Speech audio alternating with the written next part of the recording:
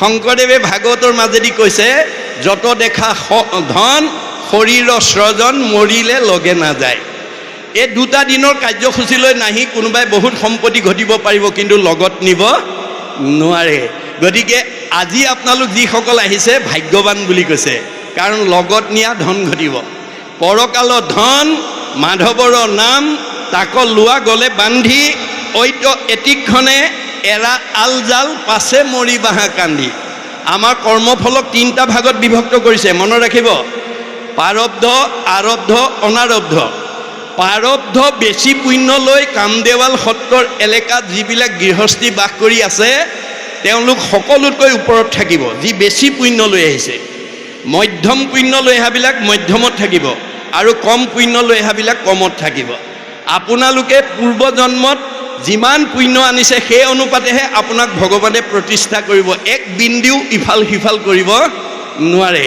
গতিকে এই কথাটো নুবুজাৰ কাৰণে, ভাগৱতৰ এই তত্ত্বটো নজনাৰ কাৰণে আজি আমাৰ সীমাঘৰীয়া মানুহে সীমাঘৰীয়া মানুহক হিংসা কৰে, গাঁৱৰ মানুহে গাঁৱৰ মানুহক হিংসা কৰে। কিয়? কাৰোবাৰ যদি অলপ আগবঢ়া উন্নতি হোৱা দেখে বা মানে তাতকৈ পিছ পৰি থকাজনে অন্যায় কৰে। এইটো স্বভাৱ যদি কাৰোবাৰ আছে আজি ইয়াতে এৰিব দেই আপোনালোকে। ভগৱন্তই দশম স্কন্ধ ভাগৱতত আহি কৈছে যে অপৰৰ সম্পদ দেখি মৰে যিটো চক্ষু পুৰি, তাৰ আশা সবে হুৱে নষ্ট। তোমাত বিমুখ ভৈলে একো আত সুখ নাই, অমিছা সবে যত কৰে কষ্ট। আপুনি যিমান কষ্ট কৰি ধন উপাৰ্জন নকৰক কিম্বা, তেওঁ থকা হৃদয়খনত যদি পৰহিংসা ভাৱ লৈ থাকে, আপোনাৰ মনৰ কামনা ভগৱন্তই কেতিয়াও পূৰণ হ'বলৈ নিদিয়ে। মনৰ কামনা পূৰণ নোহোৱা কোনো মানুহে খোলা হাঁহি মাৰিব নোৱাৰে। খোলা হাঁহি মাৰিব নোৱাৰা মানুহৰ চেহেৰা ভাল নহয়, কমনীয়তা নাবাঢ়ে, আয়ুস নাবাঢ়ে দেই, মনত ৰাখিব। বাইবেলত চলমনে কৈছে merry heart do it good like a medicine, a broken heart dried the bone. যাৰ হৃদয়ত আনন্দ থাকিব মেডিচিনৰ দৰে কাম কৰিব, চেহেৰা ধুনীয়া কৰিব, কমনীয়তা বঢ়াই দিব, পৰমায়ুস বঢ়াই দিব। যাৰ হৃদয়ত দুখ বেদনা ভৰি থাকিব সি আৰু মানে হেৰি কৰক, মানে তাৰ আৰু মানে ঘিউ মৌ খাই থাকক, হাড়লৈকে শুকাই যাব। আহাৰে চেহেৰা ভাল কৰিব নোৱাৰে যেতিয়ালৈকে মনটো আনন্দত ৰাখিব নোৱাৰে। আনন্দ আপুনি বিচাৰিব নালাগে, আনন্দই আপোনাৰ ঘৰ বিচাৰি আহিব। কপিলে কৈছে মাকক, মা মূৰ শুনিৰ মল কথা কহন্ত শুনন্ত, মুতবিনে চিত্ত আন দেৱত নেদন্ত, পৰম আনন্দ আহি মনত মিলয়, দেৱে তাক আৰু তিনি তাপে নচুৱায়। আপুনি ৰাতিপুৱা শুই উঠাৰ পৰা গধূলা খোৱালৈকে আপোনাৰ ঘৰলৈ অহা আলহী অতিথি ভকত বৈষ্ণৱ বন্ধু বান্ধৱক লগ পালে আপুনি যদি কৃষ্ণৰ কথা কয়, শুনে আৰু গায়, তেতিয়াহ'লে আনন্দ আপোনাৰ ঘৰলৈ নিজে আহিব। আপুনি আনন্দ বিচাৰিব নালাগে। ভাগৱতৰ এই দৰ্শনটো নজনাৰ কাৰণে আপোনাৰ ঘৰলৈ অহা আলহী অতিথি ভকত বৈষ্ণৱ বন্ধু বান্ধৱ লগ পালে আপুনি যদি পৰচৰ্চা, পৰনিন্দা, পৰ সমালোচনা কথা পাতে, আপোনাৰ সমালোচনাই যদি আনৰ অন্তৰত আঘাত দিয়ে, আলোচনা কৰা কিজনৰ কি হ'ব?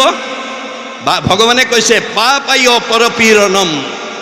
আপোনাৰ সমালোচনাই যদি আনৰ অন্তৰত দুখ দিয়ে, সমালোচনা কৰা দুজনৰ পাপ হ'ব। পাপ হোৱাৰ লগে লগে তেওঁলোকৰ জীৱনলৈ দুখ দুৰ্গতি নামি আহিব, আয়ুস কাটি দিব। আনৰ অন্তৰত আঘাত দিয়া মানুহে কেতিয়াও 100 বছৰ ভোগ কৰিবলৈ নাপায়, মনত ৰাখিব দেই। কাৰোবাৰ যদি সেইটো স্বভাৱ আছে আজি ইয়াতে এৰিব দেই। আপুনি কেতিয়াও নাভাবিব, কোনো শাহুৱেকে নাভাবিব মই বোৱাৰীক আঘাত দি মই শান্তি পাইছোঁ। কোনো বোৱাৰীয়ে নাভাবিব মই শাহুক অন্তৰত দুখ দি মই শান্তি পাইছোঁ। এই কথাটো নজনা বহুত শাহুৱেকে লগৰজনীক কয়, মই আজি বুইছা বোৱাৰীক একদম ঠিকছে দি দিছোঁ, হাড়লৈকে ভেজাই দিছোঁ। কেতিয়াবা কিছুমান বোৱাৰীয়েও আকৌ শাহুৱেকক অন্তৰত আঘাত দি লগৰজনীক কয়, বুইছা মই আজি শাহুক একদম ঠিকছে দি দিছোঁ, হাড়লৈকে ভেজাই দিছোঁ। ভগৱানে কৈছে কাক দিছা? চবতে দেখোন ময়ে আছোঁ, শাহুৰৰ দেহতো ময়ে আছোঁ, বোৱাৰীৰ দেহতে ময়ে আছোঁ। মোকে দুখ দিবা, মোকে আঘাত দিবা, মোকে অন্যায় কৰিবা, আকৌ মই তোমাক ভালে ৰাখিব লাগে? নহ'ব। ভাগৱত শুনি এইবিলাক স্বভাৱ এৰিবা। ভাগৱত শুনিবলৈ কিয় আহিব লাগে? বেয়া এৰি ভাল ল'বৰ কাৰণে। বেয়া এৰি ভাল লোৱাটোৱে বৈজ্ঞানিক দৃষ্টিভংগী। আপুনি ভাগৱত শুনি যেতিয়ালৈকে জীৱনৰ বেয়াবিলাক এৰিব নোৱাৰিব তেতিয়ালৈকে ভগৱানে আপোনাক ভালত ৰাখিব নোৱাৰিব। সেইকাৰণে দাৰ্শনিক পণ্ডিতে কৈছে bed is bed and good is good, do bed never never and do good ever ever. বেয়াটো সদায় বেয়া, তাক ত্যাগ কৰিব, ভালটো সদায় ভাল, তাক আঁকোৱালি ল'ব। কপিলে মাকক কৈছে জীৱৰ দুৰ্ভেদ্য পাশ সংগ হয় কিন্তু দুৰ্জনৰ সং তেজিবে লাগয়। মা তুমি যদি জীৱনত ভাল মানুহ হ'ব খুজিছা বেয়া মানুহৰ সংগ ত্যাগ কৰিবা। সেই সংগ নিতে যদি কৰে সাধুত মুখ্যৰ দুৱাৰ তেবে হুৱে মুকুট। আজিৰ দৰে যদি আপোনালোকে সাধুৰ সংগ প্ৰত্যেক দিনে এক ক্ষণ 4 মিনিট, বেছি নহয় 4 মিনিট সময় আপোনালোকে ঈশ্বৰৰ কথা কোৱা শুনা আৰু গোৱাৰ কাৰণে ঘৰখনৰ প্ৰতিজন সদস্যই যাতে দিব পাৰে তাৰ প্ৰতি গুৰুত্ব দিব। কাৰণ অৰ্জুনক কৈছে আৰু হেৰা শুনা তুমি একবিনে নহো দুই অবিদ্যা মায়াতো ভিন্ন দেখি। অৰ্জুন তুমিয়ে মই একেটাই, মায়াত থকাৰ কাৰণে মানুহে আমাক দুটা দুটা বুলি ভাবে। মোৰ অংশ জীৱ তুমি, মই আত্মা অন্তৰ্যামী, এহি হেতু তুমি মই সখী। তুমি মোৰ অংশ জীৱ অৰ্জুন, সেইকাৰণে তুমিয়ে মই সখী। অৰ্জুনৰ লগত যদি সখী, আমাৰ লগত সখী হয়নে নহয়? আমি তেওঁৰ অংশ হয়নে নহয়? তোমাৰে সেই অংশ আমি যত জীৱ যাক হয়নে নহয়? অৰ্জুনক বেছ কৰি লৈছে, আধাৰ কৰি লৈছে, আমাক কৈ আছে কথাবিলাক। বেদে আমাৰ কথা কৈ আছে আৰু কৈছে যে সাৰথীৰ কহোঁ ভেদ লোৱা তাৰ পৰিছেদ আনে নজানয় মহামতী যিগোটা যে মহাৰথী ৰথে চৰি কৰাগতি ৰথ পুনো চলাৱে সাৰথী। হে অৰ্জুন, তুমি যিখন ৰথত উঠি মহাৰথী হিচাপে যুদ্ধত অৱতীৰ্ণ হৈছা, কৰ্মত অগ্ৰগতি হৈছা, সেই ৰথখন মই চলাই আছোঁ, সৰ্বতো সময়তে মনত ৰাখিবা। অৰ্জুনক কোৱাৰ চলে আমাক কৈছে অৰ্জুনৰ ৰথখন যদি ভগৱানে পৰিচালনা কৰিছে, আমাৰ ৰথখন কোনে পৰিচালনা কৰিছে? আমাৰ ৰথখনৰ নাম কি? দেহ ৰথ, ঘোঁৰা মন, ইন্দ্ৰী প্ৰাণ সেনাগণ, বিষয় অৰণ্য ভৈলতাৰ। হে নাই, আমাৰ দেহটোক ৰথ বুলি কৈছে, মনক ঘোঁৰা বুলি কৈছে, আৰু 10 ইন্দ্ৰিয়ক সৈন্য সামন্ত বুলি কৈছে, আৰু বিষয়খনক অৰণ্য বুলি কৈছে। এতিয়া আমাৰ বহুত সমাজৰ মানুহে বিষয়ত ইমান বিমুগ্ধ হৈ গৈছে, অৰ্থাৎ লগত নিব নোৱাৰা ধন টকা পইচা গাড়ী মটৰ পকা ঘৰ দুৱাৰ ইন্দ্ৰিয় সুখ বুখৰ প্ৰতি ইমান আসক্ত হৈ গৈছে যে যিজন থকাৰ কাৰণে আমি চকুৰে দেখিছোঁ, কাণেৰে শুনিছোঁ, মুখেৰে খাইছোঁ, হাতেৰে কৰিছোঁ, ভৰিৰে গৈছোঁ, অৰ্থাৎ জীয়া মানুহ হৈ আছোঁ। যিজন আমাৰ হৃদয়ত থকাৰ কাৰণে আমি জীয়া মানুহ হৈ আছোঁ, সেইজনৰ কথা শুনিবলৈ, সেইজনৰ কথা ভাবিবলৈ, সেইজনৰ কৰ্ম কৰিবলৈ আজি আমাৰ সমাজত বহুতৰ সময় নাই। তেতিয়াহ'লে ভগৱন্ত কৈছে তোমাৰ ৰথখন ভালকৈ নচলিব দেই, তোমাৰ ৰথখন ঘূণে ধৰিব। কেনেকৈ? অৰ্শ, গল্ম, পিত্ৰ, কেঁচুমূৰীয়া, মূৰৰ বিষ, পেটৰ বিষ, দাঁতৰ বিষ, কঁকাল বিষ, ভৰি বিষ, কাৰ কি আছে আৰু? আপোনালোকৰ শৰীৰত যদি কাৰোবাৰ বেমাৰ আছে তাৰ কাৰণে মনক দায়ী কৰিছে ভাগৱতে। মনে পাপ কৰে যাই লাগয় জীৱত, সিকাৰণে জীৱে দুখে ভুঞ্জে সংসাৰত। আজি আমাৰ বহুত উঠি অহা প্ৰজন্মই ভাগৱতৰ কথা নজনাৰ কাৰণে নাখাবলগীয়া খাইছে, নকৰিবলগীয়া কাম কৰিছে, নাযাবলগীয়া ঠাইলৈকে গৈছে, যাৰ কাৰণে ভগৱন্তই দিয়া 100 বছৰ ভোগ কৰিবলৈ নোপোৱাকৈ আজি বহুত উঠি অহা প্ৰজন্ম আমাৰ মাজৰ পৰা গুচি গৈছে। কিন্তু ভগৱন্তই আমাক চবকে 100 বছৰ দি পঠিয়াইছে। মনত ৰাখিব, মনুষ্যৰ আয়ুষত বৰিষ সংসাৰ, মই কাকো কমাই দিয়া নাই, কিন্তু মই গুৰুৰূপে ভাগৱতত নিয়ম বান্ধি থৈ আহিছোঁ দেই। ভাগৱতত প্ৰধানকৈ 8 প্ৰকাৰ সদাচাৰ, প্ৰধানকৈ কায়ৰ সদাচাৰ, বাক্যৰ সদাচাৰ, মনৰ সদাচাৰ, গমন সদাচাৰ, শৌচ সদাচাৰ, অন্ন সদাচাৰ, স্নান সদাচাৰ, শয়ন সদাচাৰ। এই 8 প্ৰকাৰ সদাচাৰৰ বিষয়ে মই পিছত আলোচনা কৰিম, মই মাত্ৰ আপোনালোকৰ দৃষ্টি আকৰ্ষণ কৰিছোঁ। এই 8 প্ৰকাৰ সদাচাৰ আপোনালোকে যদি আজিৰ দৰে অনুষ্ঠানৰ মাজত শিকি ল'ব পাৰে আৰু ল'ৰা ছোৱালীক শিকাব পাৰে, আপোনালোকৰ ঘৰখনৰ কোনো পৰিয়ালৰ গাত শৰীৰত ৰোগ ব্যাধি হ'ব নোৱাৰে আৰু 100 বছৰৰ আগত যাব নোৱাৰে, বৰঞ্চ আয়ুস বঢ়াব পাৰিব।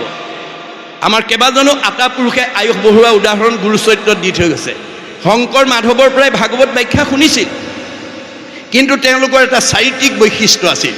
গুৰুতকৈ শিষ্য সিয়ান, খুচৰি খুচৰি লয় জ্ঞান। নজনা কথাবোৰ চব শিকি ল'লে। শিকাওঁতা মাধৱদেৱে 107 বছৰ জীয়াই থাকিল, শিকাওঁতা শংকৰদেৱ 120 বছৰ জীয়াই থাকিল, তেওঁলোকৰ পৰা শিক্ষা লোৱা আমাৰ বৰনাৰায়ণপুৰত জন্মগ্ৰহণ কৰা বদলা আতা 130 বছৰ, ৰাম আতা 140 বছৰ, মথুৰা দাস আতাই 151 বছৰলৈ আয়ুস বঢ়ালে। ভগৱানে দিয়া বয়স 100 বছৰহে আছিলে। এই ওপৰঞ্চি বয়সবিলাক কাৰ পৰা পালে? যিবিলাকে অনাচাৰ, বেভিচাৰ, ভ্ৰষ্টাচাৰ কৰিব, সেইবিলাকৰ পৰা আয়ুস কাটি নি আয়ুস মানে নিয়ম মনাজনক যোগ দিব, মনত ৰাখিব। আৰু এই কথাটো আপোনালোকে গাঁওখনতে প্ৰমাণ চাব পাৰে। আপোনালোকে বাস কৰি থকা গাঁওখনত আটাইতকৈ বেছি বয়স পোৱা মতা মানুহ কোন আছে আৰু আটাইতকৈ বেছি বয়স পোৱা মাইকী মানুহ কোন আছে এবাৰ চাব, তে গম পাব যিজন মতা মানুহ নীতি সদাচাৰী আৰু ঈশ্বৰৰ প্ৰতি ভক্তি আছে তেওঁ আনবিলাকতকৈ আয়ুস বেছি। যিগৰাকী মাইকী মানুহ নীতি সদাচাৰী আৰু ঈশ্বৰৰ প্ৰতি ভক্তি আছে তেওঁ আনবিলাকতকৈ আয়ুস বেছি, মনত ৰাখিব কথাটো। এই তথ্য আমাক দি আছে। ভাগৱতে জীৱনশৈলীৰ কথা কৈ আছে। আজি ভাগৱত নুশুনাৰ কাৰণে আমাৰ বহুত মানুহে ভগৱানে দিয়া 100 বছৰ ভোগ কৰিবলৈ নোপোৱাকৈ আগতীয়াকৈ গুচি গৈছে। কাৰণ ভাগৱতত কেৱল নীতি নিয়ম সদাচাৰৰ কথা কৈ আছে, জীৱন পদ্ধতিৰ কথা কৈ আছে। আমাৰ এটা ল'ৰা, এটা জীৱই মাতৃগৰ্ভত স্থিতি লোৱা দিনৰ পৰা মৃত্যুৰ পৰ্যন্ত কি খাব লাগিব, কি খাব নালাগিব, কি কৰিব লাগিব, কি কৰিব নালাগিব, কলৈ যাব লাগিব, কলৈ যাব নালাগিবকে প্ৰমুখ্য কৰি জীৱনশৈলীৰ সমস্ত কথা ভাগৱতত উল্লেখ আছে। আমাৰ দ্বিতীয় মাহত অংগভেদ, তৃতীয় মাহত লিংগভেদ, চতুৰ্থ মাহত সপ্তধাতু সম্পন্ন, পঞ্চম মাহত মাকে খোৱা আহাৰ আপ্যায়নী নাৰীয়ে গৰ্ভতে শিশুৱে খাব পৰা হয়। সেইকাৰণে তৃতীয় স্কন্ধত দিছে জ্বলা টেঙা লুণ খাৰ আদি কৰি মাৱে খাৱে যত যত তাৰৰ ৰস গৈয়া শৰীৰে পৰয় মূৰ্ছা যাই সেহি মত। মাকে কথাবিলাক নজনাৰ কাৰণে 5 মাহ বয়সত হওঁতে যদি জ্বলা টেঙা অতি মছলাদায়ক বস্তু খায় তেতিয়াহ'লে সেই ৰস গৈ পেলাই গৰ্ভত পৰাৰ কাৰণে গৰ্ভতে তেওঁ ৰোগীয়া হৈ যায়, মনত ৰাখিব, বেমাৰী হৈ আহিবলগীয়া হয়। গতিকে সেইখিনিৰ পৰা আমি সাত্বিক অন্ন খাব লাগিব। কেনেকৈ? পঞ্চামৃত। সেইকাৰণে 5 মাহত আজি আমাৰ সমাজত মহিলাসকলক 5 মাহত ভৰি দিলে পঞ্চামৃত খোৱা নিয়ম আজিও ব্ৰতী হৈ আছে। পঞ্চামৃত কি? দধি, দুগ্ধ, ঘৃত, মধু, শৰ্কৰা। দধি মানে দৈ, ঘৃত মানে ঘিউ, মধু মানে মৌ, দুগ্ধ মানে এৱা গাখীৰ, শৰ্কৰা মানে চেনি। এই 5টা সাত্বিক অন্ন যদি আমি সেই সময়ৰ পৰা 5 মাহৰ পৰা যদি 10 মাহ 10 দিনলৈকে খুৱাব পাৰোঁ তে গৰ্ভতে শিশুটো মেধাৱী হ'ব, পণ্ডিত হ'ব, সুশ্ৰী হ'ব, সৰ্বগুণাকৰ হ'ব, মনত ৰাখিব কথাটো। আৰু 7ম মাহত বহি দিলে বোধ হ'ব, 8ম মাহত মাকে শুনা কথা গৰ্ভতে শুনিব পৰা হয়। সেইকাৰণে প্ৰহ্লাদে শিশুসকলক কৈছিল যে দয়ালু নাৰদ পিতৃ সমান, মাতৃক দিলন্ত পৰম জ্ঞান, ভক্তিৰ লক্ষণ হ'ব কহিল, গৰ্ভতে মোক উপদেশ দিল। মই গৰ্ভত 8 মাহ থাকোঁতে মানে নাৰদে মাক ভক্তি জ্ঞান কৰিছিল কাৰণে মই গৰ্ভতে শিকিলোঁ।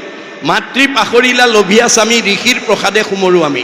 মই গৰ্ভতে পোৱাৰ কাৰণে মায়ে আধা বয়সত শুনিছিল কাৰণে পাহৰি গ'ল, মই কিন্তু আজিলৈকে মনত আছে। ঠিক তেনেকৈ অৰ্জুনৰ পুতেক অভিমন্যুই যেতিয়া 18 দিনত মানে আপোনাৰ চক্ৰবেহু নিৰ্মাণ কৰি কৌৰৱে যেতিয়া পাণ্ডৱক নিধন কৰাৰ প্ৰয়াস কৰিছিল, তৃতীয় পাণ্ডৱ অৰ্জুনৰ বাদে চক্ৰবেহু ভেদ কৰিব পৰা জ্ঞান আনৰ নাছিল।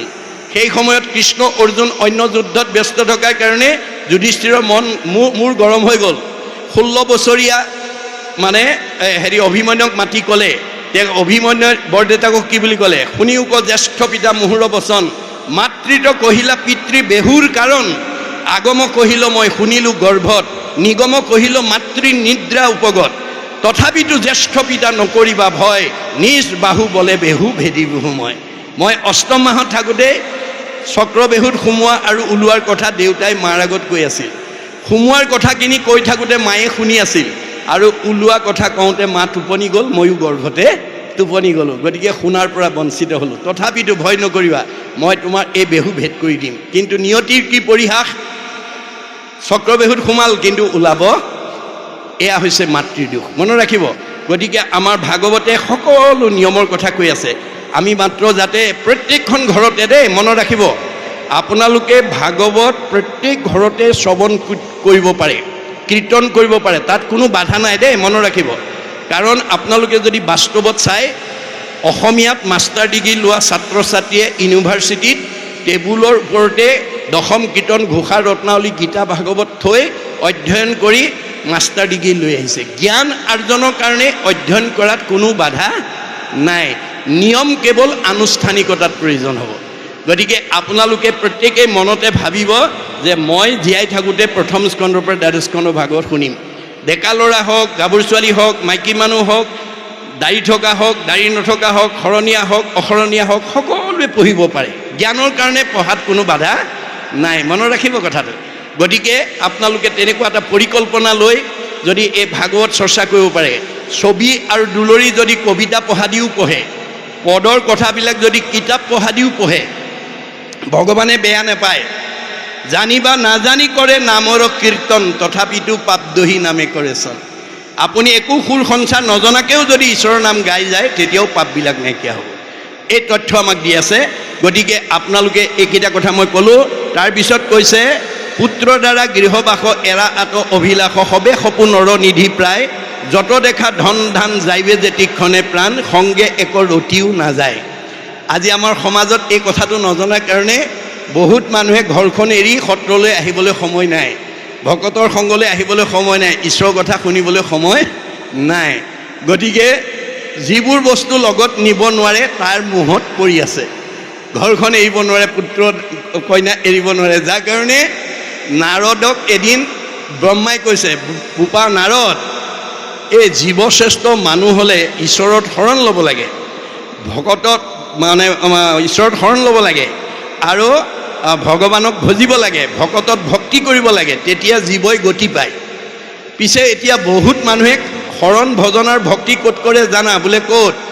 ঘৰত শৰণ ভাৰ্যাত ভজন, পুত্ৰত কৰে ভকতি, গৃহ শৰীৰত হৈব আশকতি, যাইবে সিটো অধুগতি, কদাচিতো তাৰ সংগ নলয় বাহা, নিশ্চয় কহোঁ মুনিৰাজ, মায়াৰত নয় জানিবাসী জন, সিটো বৈষ্ণৱৰ বাজ। যি মানুহে ঘৰখনকে আচল বুলি ভাবে, পুত্ৰ কন্যা ভাৰ্যা সুখবিলাককে প্ৰকৃত সুখ বুলি ভাবে, সেইজন বৈষ্ণৱৰ বাজ, বুজানে? সেইকাৰণে কৈছে, তুমি যিবিলাকক মুখ কৰি আছা, পুত্ৰ দ্বাৰা গৃহবাস এৰাত অভিলাষ, সবে সপোন নিধি প্ৰায়, যত দেখা মানে ধন ধান যেতিক্ষণে যাইবে প্ৰাণ, সংগে এক ৰতিও নাযায়। আইসকলে বেছি বুজি পাব দেই, আমাৰ ইয়াত বহি থকা আইসকলে এই ৰতি শব্দটো বেছি বুজি পাব। মানে শংকৰদেৱে এই ৰতিটো সোণৰ হিচাপৰ লগত প্ৰয়োগ কৰিছিলে। চৰতিয়ে 1 অনা হয়, 16 অনাই এভৰি বা এতোলা হয়। আমাৰ আইসকলৰ ডিঙিয়ে কাণে নাকে হাতে কেইবাতোলাও পিন্ধি থাকে। পিছে যাবৰ সময়ত ইমান দিন পিন্ধি আছিলে বুলি দুৰতিমান নিদিয়ে দেই, আগতে খুলি ৰাখিব, মনত ৰাখিব। সংগে একৰ ৰতিও নাযায়, ইমান দিন পিন্ধি আছিলে বুলি কেইৰতিমান নিদিয়ে, চব খুলি ৰাখিব। সেইকাৰণে যিটো বস্তু আপুনি যাওঁতে এৰতিও নিব নোৱাৰে, সেই মায়া মোহত যাতে আমি পৰি থাকিব লগা নহয়। লগত নিয়া ধন ঘটক, আজিৰ দৰে ঠাইলৈকে আহিব, এনেকুৱা অনুষ্ঠানলৈ নিমন্ত্ৰণ পালে 10 বন কাটি কৰি আহিব। মহাপুৰুষে লিখিছে, তোমাৰ গুণৰ মহিমা দেখিয়াই, আন যত কাম দূৰতে তেজিয়া থৈলো। আজি ইয়াত বহি থকা কাৰ ঘৰুৱা কাম নাই, কাৰ ল'ৰা ছোৱালীৰ দায়িত্ব নাই, কাৰ বিষয় বাণিজ্য নাই, চব এৰি থৈ আহিছে। কিয়? ভাগৱতে কৈছে, গুৰুজনাই কৈছে, আন কৰ্মে লগাইলে যতে সি হুৱে বৃথা, জনমো বৃথা হুৱে নুশুনয় কৃষ্ণ কথা। মানুহৰ জন্ম পাই যদি কৃষ্ণ কথা নুশুনা, তোমাৰ আহিল কণা গ'ল কণা, খাগৰি কাটিল 3 কণা, আকৌ গছ গছনি হ'বগৈ লাগিব। মনুষ্যৰ জন্ম পাই হৰি নভজিলা, অৱশ্যে হুইবা ভাই তীৰ্ণটো ৰুখিলা। এয়া আমাক গুৰুজনে দেখুৱাই আছে। তাৰপিছত কৈছে, শৰীৰো থাকিবে পৰি, একলেখে যাইবা লৰি, বিষয় যাতনা জম ঘৰে, গুণী চোৱা স্থিৰমতি, কৃষ্ণ বিনে নাই গতি, লৈও আতে শৰণ সত্তৰে। আশ্ৰয় ল'ব, ভগৱন্তত আশ্ৰয় গ্ৰহণ কৰিব। আজিৰ দৰে অনুষ্ঠানলৈ 10 বন কাটি কৰি আহিব, তেতিয়াহে জীৱনৰ সাৰ্থকতা হ'ব। কাৰণ আজিৰ ধনটো লগত যাব, পৰকালৰ ধন মাধৱৰ নাম, তাক লোৱা গ'লে বান্ধি, ঐত এতিক্ষণে এৰা আলজাল পাছে মৰি বাহা কান্দি। ভাগৱতে কৈছে, এই দুদিনীয়া পৰকালৰ ধন ঘটাৰ সুবিধা পায়ো কোনোবাই যদি নাহে, তেতিয়া তেওঁৰ সেই দুদিনীয়া ধনৰ অভাৱত পিছৰ জন্মত কান্দিবগৈ লাগিব। আপোনালোকৰ আজি এই কামদেৱাল সত্ৰৰ আশে পাশে থকা বহুত গৃহস্থী ভাগৱতৰ মতে কান্দি আছে দেই, কান্দি আছে। কিয়? অৰ্থনীতিয়ে কৈছে অভাৱ অসীম, নিৰ্দিষ্ট অভাৱবিলাক সীমিত। মুখ্যতম অভাৱ তিনিটা: অন্ন, বস্ত্ৰ, সংস্থাপন। আজি কামদেৱাল সত্ৰৰ এলেকাত বাস কৰি থকা বহুত গৃহস্থীয়ে দুবেলা দুমুঠি মনে ভবা মতে নিজে খাব নোৱাৰে কাৰণে, ল'ৰা ছোৱালীক খুৱাব নোৱাৰে কাৰণে কাষৰ মানুহ ঘৰে আজাদিত নিজেও খাইছে, ল'ৰা ছোৱালীকো খোৱা দেখি অভাৱী ঘৰে কান্দি আছে। বস্ত্ৰ, সমাজৰ লগত খাপ খোৱা এযোৰ বস্ত্ৰ নিজে পিন্ধিব নোৱাৰে কাৰণে, ল'ৰা ছোৱালীক পিন্ধাব নোৱাৰে কাৰণে কাষৰ মানুহ ঘৰে ল'ৰা ছোৱালীকো পিন্ধাইছে, নিজেও পিন্ধা দেখি অভাৱী ঘৰে কান্দি আছে। সংস্থাপন, এতিয়া বিজ্ঞানৰ যুগ, প্ৰযুক্তিবিদ্যাৰ যুগ। ছুইচ টিপিলেই পোহৰ আহে, ছুইচ টিপিলে ফেন ঘূৰে, ছুইচ টিপিলে গীৰ্জাত পানী গৰম হৈ যায়, ছুইচ টিপিয়ে অভাৱ কোনোবাই পূৰণ কৰি আছে। কাষৰ মানুহ ঘৰে তেওঁৰ নিচিনা অভাৱখিনি পূৰণ কৰিব নোৱাৰি কান্দি আছে, ইত্যাদি ইত্যাদি। গণ্ডগোল ক'ত লাগিল? যে তেওঁ ইয়ালৈ কামদেৱাল সত্ৰৰ এলেকাত বাস কৰিবলৈ আহোঁতেই তেওঁৰ অৰ্থ কমাই লৈ আহিছে, আহোঁতেই কমাই আনিছে। সেইকাৰণে তেওঁ এতিয়া অভাৱত কান্দি আছে। কোনোবাই পূৰা লৈ আহিছে, সুখ আৰু সান্নিধ্যত আছে। গতিকে ইটো কিন্তু স্থায়ী নহয় দেই, এইটো ঘূৰাই থাকে। চক্ৰবৎ পৰিৱৰ্তনতে দুখানিছ সুখানিছ। আপুনি পূৰ্বৰ পুণ্যৰ ফলত এই জন্মত কামদেৱাল সত্ৰৰ এলেকাত ধনে ধানে টকাই পইচাই গাড়ীয়ে মটৰে পকা ঘৰে দুৱাৰে মাজত থাকিও যদি ঈশ্বৰৰ নাম ল'ব পাৰে, তেতিয়া ভগৱন্তই আপোনাক কোনো বিপদত পৰিবলৈ নিদিয়ে বুলি ভাগৱতত কৈছে দেই, মনত ৰাখিব। অসম্পদ কালত যিজনে ভজয়, ঈশ্বৰক নিষ্ঠ কৰি তাৰ অমংগল সকলে গুচয়, তাক ৰক্ষা কৰে হৰি। চব আছে কিন্তু ঈশ্বৰৰ নাম নেৰে, সেইজনক সকলো বিপদৰ পৰা ভগৱানে ৰক্ষা কৰে। কিন্তু ভাগৱতৰ এই দৰ্শনটো নজনাৰ কাৰণে আজি আমাৰ সমাজত বহুত মানুহে ধন ধান টকা পইচা গাড়ী মটৰ পকা ঘৰ দুৱাৰ চাকৰি ব্যৱসায় নদন বদন হ'লে সত্ৰলৈ নহা হয়, ভকতৰ সংগলৈ নহা হয়, নামঘৰলৈ নোযোৱা হয়, ঈশ্বৰৰ কথা নুশুনা হয়। ভগৱানে কৈছে তাকো মই শুনিবলৈ বাধ্য কৰাই দিম। কেনেকৈ? এনেকুৱা এটা বেমাৰ দি দিম যিটো ডাক্তৰৰ চিকিৎসা কৰিও ভাল নোহোৱা হ'ব। সেইদিনা কিন্তু সি মোক মাতিবলৈ বাধ্য হ'ব, কি বুলি? পাৰ কৰা ৰঘুনাথ সংসাৰ সাগৰে। আজি আমাৰ সমাজত বহুত মানুহে ঈশ্বৰক কেতিয়া ভাবে? যেতিয়া পৰিয়ালত কিবা এটা বিপদ হয় বা নিজৰ জীৱনত কেতিয়াবা বিপদ আহে, তেতিয়াহে ভগৱানৰ নাম লয়। ভগৱানে কৈছে বিপদত পৰি মোৰ নাম লোৱাজনক মই ভাল পাওঁ বুলি কোন শাস্ত্ৰত কোৱা আছে? আপদ কালত ত্ৰাহি ত্ৰাহিবলৈ, নুবোলে সম্পদ কালে তাংক প্ৰতি তুষ্ট হৈবন্ত ঈশ্বৰ। ইটো কোনো শাস্ত্ৰে কহে, বিপদত পৰিলে মোৰ নাম লয়, সম্পদত নলয়, সেইজনক মই ভাল পাওঁ বুলি কোন শাস্ত্ৰত কোৱা আছে? গতিকে আমি মানুহ সমাজপ্ৰিয় জীৱ, man is a social animal. গতিকে আপোনালোকে সম্পদ বিপদ সকলো সময়তে সমাজৰ লগত সম্পৰ্ক ৰাখি চলিব। সমাজে যাক ভাল পাব ভগৱানে তাক ভাল পাব, সমাজে যাক বেয়া পাব ভগৱানে তাক বেয়া পাব। মনত ৰাখিব কথাটো। এই তথ্য আমাক দি আছে ভাগৱতে, যে আমি জীৱন কেনেকৈ চলিব লাগিব, দৈনন্দিন জীৱনটো আমি কেনেকৈ আগুৱাই নিব লাগিব, সকলো নিয়ম ইয়াত বান্ধি থৈছে। তাৰপিছত কৈছে যিদিনাখন আমাৰ আত্মাৰ পৰা, দেহৰ পৰা আত্মা ওলাই যাব, শৰীৰো থাকিবে পৰি একেলগে যাইবা লৰি। যে আমাৰ এই 24 তত্ত্বৰ দেহটো যিদিনাখন কাল নামৰ সাপটোৱে শেষ খুটটো মাৰিব, কাল সৰ্পে চুম্পিয়া আশ্ৰয় পৃষ্ঠভাগে, চেগচাই কোনোদিনা ধৰিবেক ৰাগে, কোনো মতে নৰৱে নেৰাৱে টান হাত, কৃষ্ণত ভকতি যেবে নকৰে সাক্ষাৎ। আজিৰ দৰে ঈশ্বৰৰ কথা নুশুনিলে আমাৰ জীৱই কেতিয়াও গতি পাব নোৱাৰে। সেইদিনা 24 তত্ত্বৰ দেহটো কাঠকৰা দি পৰি থাকিব আৰু ইয়াৰ পৰা 16 তত্ত্বৰ দেহ এটা ওলাই যাব। তাৰ লগত 14জন সাক্ষী, 2জন কেৰেণীয়ে আপোনাৰ বছৰ গোটেই জন্মৰ পৰা মৃত্যুলৈকে কৰা কামৰ খতিয়ানৰ প্ৰতিবেদনৰ ফাইলটো লৈ যাব দেই, মনত ৰাখিব।